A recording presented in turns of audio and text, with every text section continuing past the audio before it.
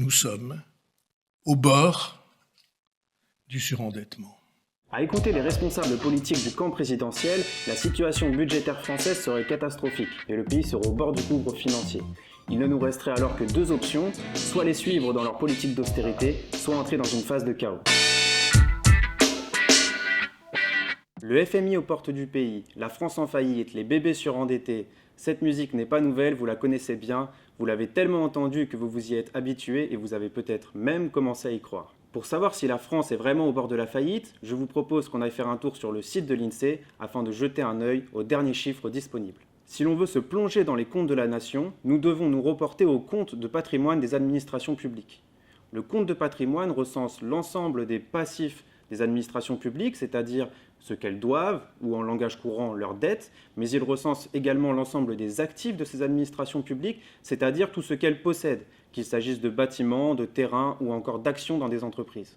On mesure donc la dette publique en faisant la somme du passif de toutes les administrations publiques qui sont composées de plusieurs entités, l'État central, mais aussi les collectivités territoriales ou encore les administrations de sécurité sociale. Le passif total brut des administrations publiques est de 3 708 milliards d'euros. C'est la somme qu'elles doivent au total. Toutefois, ces administrations publiques possèdent aussi des actifs, pour un montant de 4 494 milliards d'euros. La dette publique est donc nettement inférieure aux actifs publics. La différence entre les deux, ce que l'on appelle l'actif net, est donc de 786 milliards d'euros.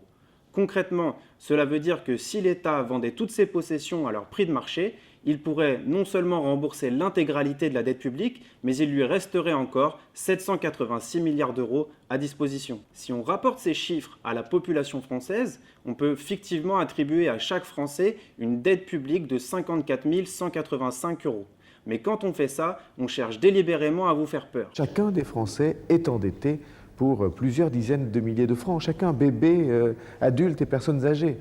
Nouveau-nés ou personnes très âgées, tout le monde doit, en gros, une DS7 neuve. En réalité, si on prend aussi en compte la part de chaque Français dans l'actif public, qui est de 65 666 euros, on constate donc que chaque Français, nouveau-né, personne très âgée, tout le monde, en gros, possède l'équivalent d'une DS8 neuve. Au total, un Français dispose donc d'un patrimoine public net de 11 481 euros. Nos enfants ne naissent pas surendettés et la situation est loin d'être apocalyptique. D'ailleurs, si la signature française était si mauvaise, il n'y aurait pas foule pour acheter les nouveaux titres de dette lorsqu'ils sont émis. Si on regarde la dernière émission en date, émission de dette publique datée du 4 septembre, on constate que les taux de couverture sont compris entre 2,18 et 6,35.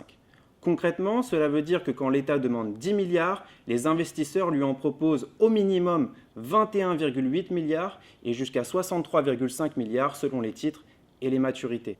Autrement dit, on se bouscule au portillon pour acheter de la dette publique française. Pour en savoir plus sur l'état réel des finances publiques, vous pouvez vous reporter à notre ouvrage sur la dette publique qui a été réédité en poche aux éditions du Seuil ou bien consulter notre site web et nos différents blogs.